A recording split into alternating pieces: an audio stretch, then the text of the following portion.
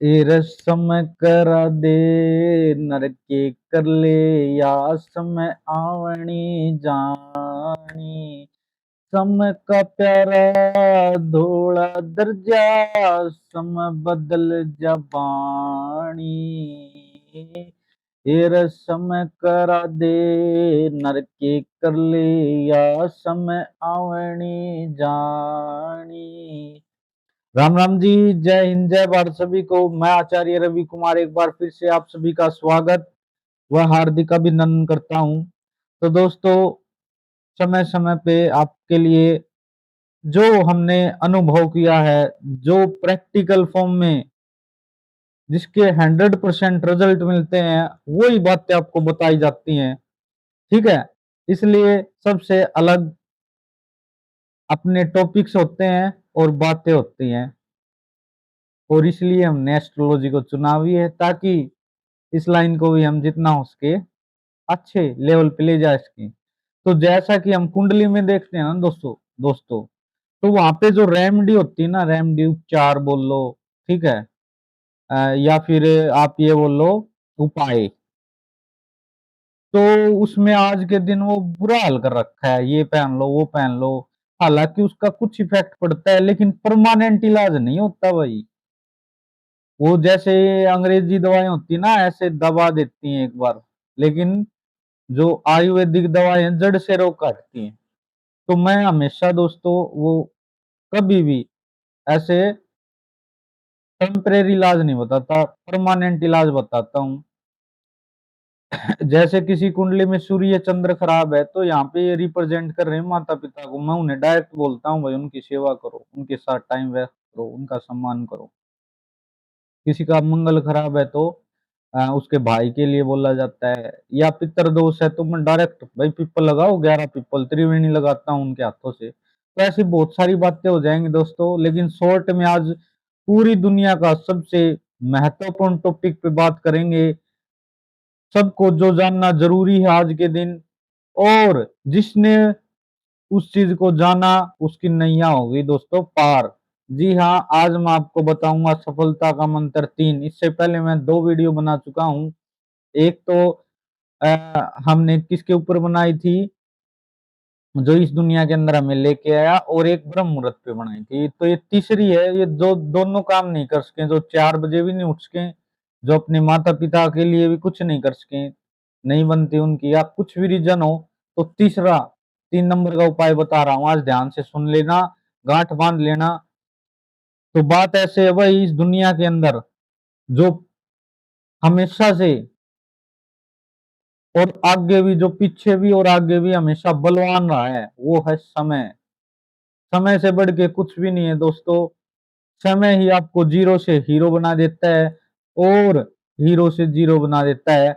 जो कि कुंडली का क्या है, मेन पॉइंट है भाई समय, जिसको हम कुंडली में दशा बोल देते हैं, कि अब आपका सही दशा चल रही हुई है, अब आपका बुरा समय, बुरी दशा चल रही हुई है। और दशा को लेके ऐसे बोलते हैं भाई, जो दुश्मन नहीं करा सकता वो दशा करा देती है। और ये दशा फिर अलग अलग, ये समय की ही फॉर्म है भाई, अलग अलग ग्रहों के साथ जोड़ के उनको अच्छा और बुरा रिजल्ट भाई जैसे वो कर्म करता है उसके अकॉर्डिंग मिलते हैं। पीछे के जो कर्म है, वो जैसे अच्छे समय के रूप में उसके आगे आ जाते हैं, बुरे के बुरे समय में। तो कहने का मतलब ये दोस्तों, कि समय को अच्छा और बुरा कैसे बनाएं, समय को कैसे समझें, तो ये सभी बातें रहेंगी। तो सबसे पहले हम स्टार्ट करते हैं भाई, समय क्या है, थोड़ा इंट्रोडक्शन देते हैं। हम तीनों की फॉर्म में दूंगा मैं, ठीक है भाई, साइंस से भी बताऊंगा समय को, और अध्यात्म स्पिरिचुअलिटी में भी, और जो जनरली बातें हैं वो भी बताएंगे समय के बारे में। तो भाई मेरे को एक महाभारत का किस्सा याद आ गया है, कि युद्ध होने के बाद जब सभी लोग किसके पास गए, बर्बरीक के पास गए।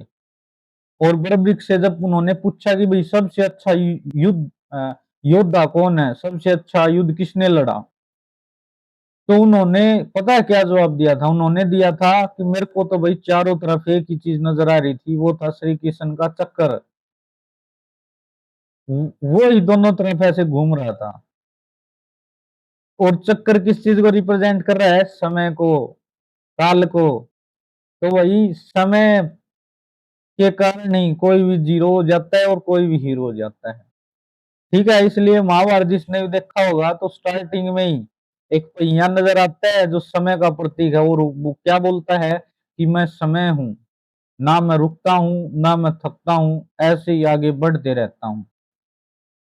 तो भाई समय से बढ़ के कुछ भी नहीं है, और जिसने समय को जान लिया, पहचान लिया, वास्तविकता समय की जान ली, वो भाई इस दुनिया से उसकी नैया पार हो जाएगी। ठीक है, और होती रही है। आप प्रूफ देख लेना भाई, कितने भी महान व्यक्ति, पर्सनैलिटी जिनका आज दुनिया के अंदर नाम है, उन सभी में एक ही कॉमन चीज मिलेगी, और वो क्या है? समय का पाबंद। बिल्कुल पंक्चुअल मिलेंगे भाई, टाइम के, डिसिप्लिन, समय को बहुत मैनेज करके रखते हैं ऐसे व्यक्ति। हिस्ट्री उठा के देख लो। और अगर आपको भी हिस्ट्री क्रिएट करनी है तो अभी से समय को समझने लग जाओ भाई। समय क्या बोलता है? समय ये बोलता है कि मेरे को समय पे कर लो। भाई हर चीज का ना डिसाइड कर रखा है समय हमने, बैठने का, उठने का, सोने का, नहाने का, बस वो हर चीज समय पे कर लो, आपका समय सही हो जाएगा। कुछ करने की जरूरत नहीं है आपको।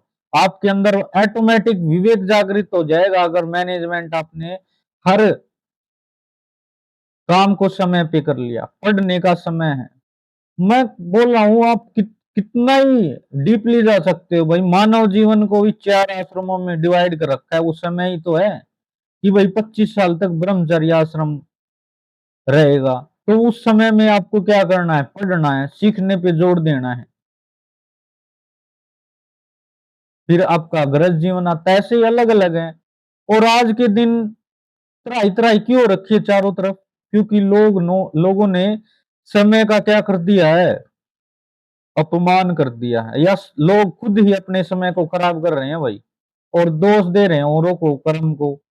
अरे आपका न उठने का समय है, न बैठने का समय है, जागने का समय नहीं, कुछ भी आपका कार्य समय पे नहीं हो रहा है। खुद ही अपने समय को खराब कर रहे हो, तो समय खराब होगा ही।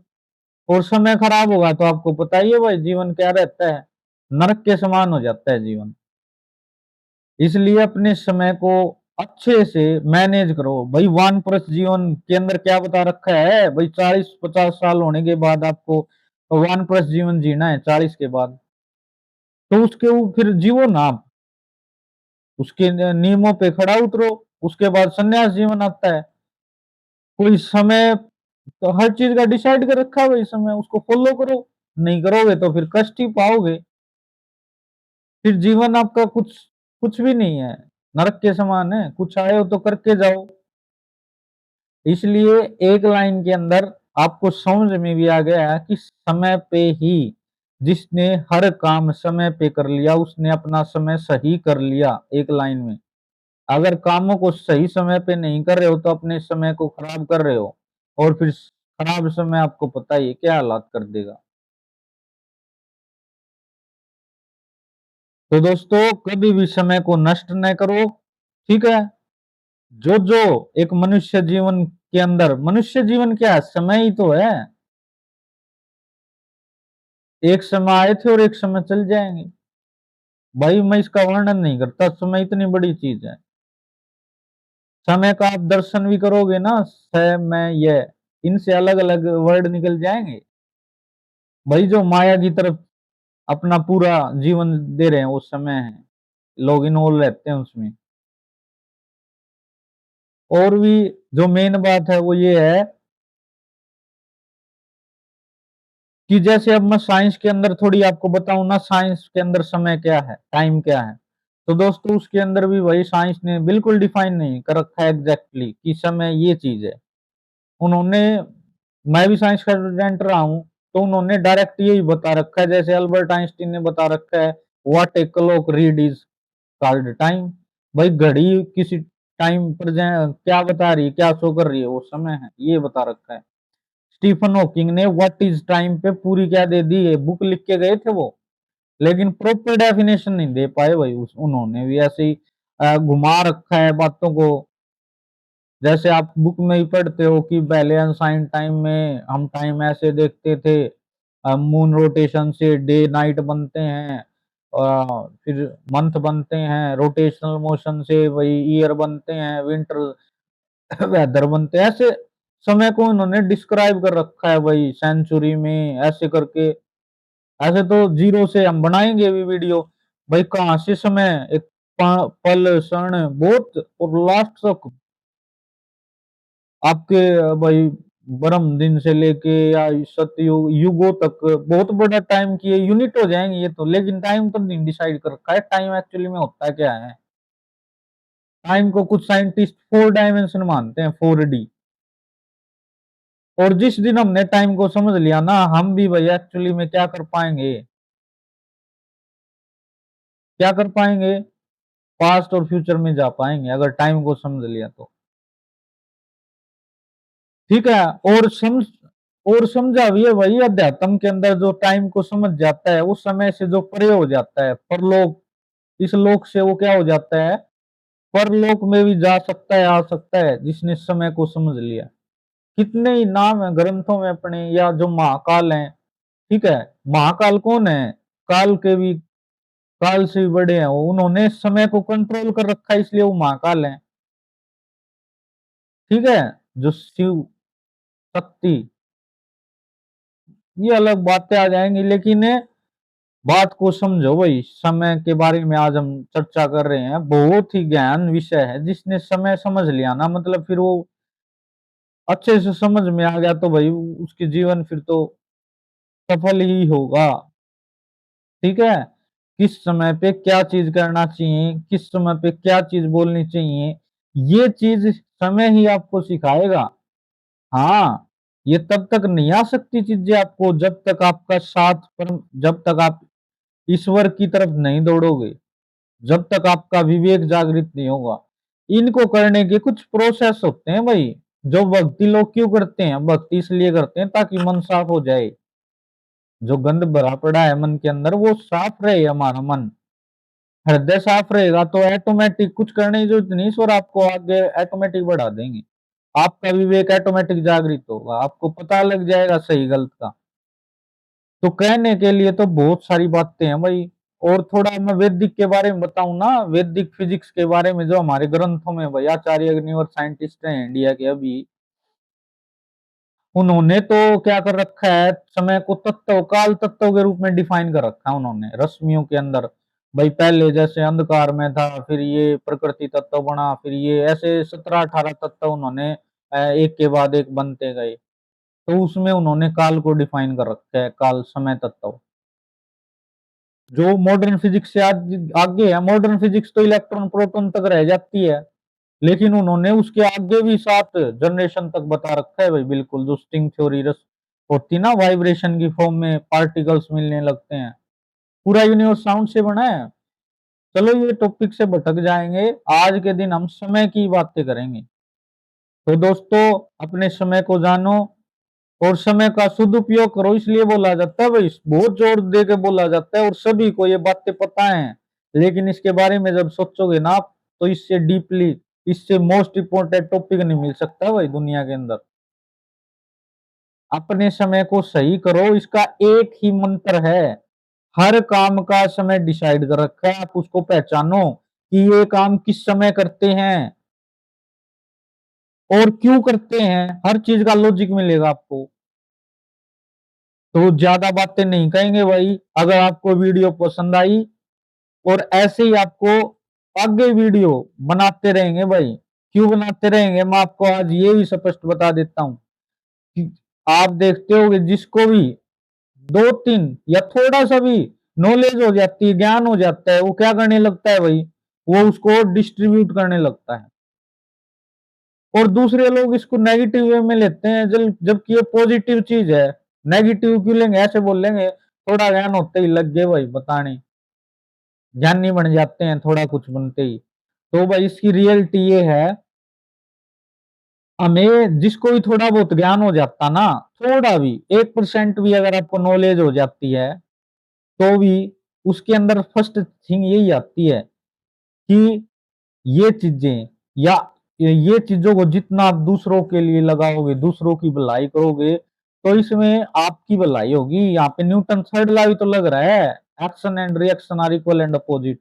जितनी भलाई तुम औरों की करोगे तो वो भी तो तुम्हारी करेंगे। मैग्नीट्यूड सेम रहेगा, डायरेक्शन अपोजिट होगी। कुछ लोग फिर इसको ऐसे भी जोड़ लेते हैं भाई, हम भलाई करते हैं और दुख मिलते हैं। तो भाई याद रखना, जब आप कोई भक्त को देखना, कोई भक्ति करता है ना, तो उसके जीवन में कष्ट आते हैं बहुत सारे। वो कष्ट इसलिए आते हैं क्योंकि उसको उस समय ऐसा समय नहीं मिल सकता, उसके जो प्रारब्ध के कर्म है, वो पाप जो कर्म है वो कट कट रहे हैं उस टाइम पे, जल्दी जल्दी नष्ट कष्ट आ रहे हैं उसके जीवन में। बातें बहुत सारी हो सकती हैं भाई, और मैं बोल भी सकता हूँ बहुत चीजों पे, लेकिन आज का मेरा मकसद यही था, समय की वैल्यू, समय के मूल्य को पहचानो। एक बार समय चल गया ना भाई, फिर दोबारा नहीं आएगा। सभी को पता है ये बातें, लेकिन फिर भी समझो, माइंड को ओपन करो और फॉलो करो भाई इन बातों को। ठीक है, बार बार लिखो, देखो।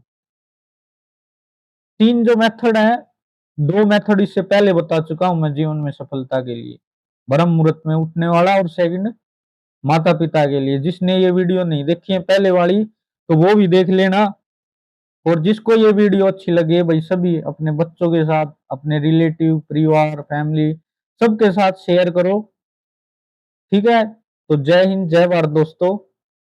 और इसके साथ एक छोटी सी इंफॉर्मेशन और देते हैं भाई।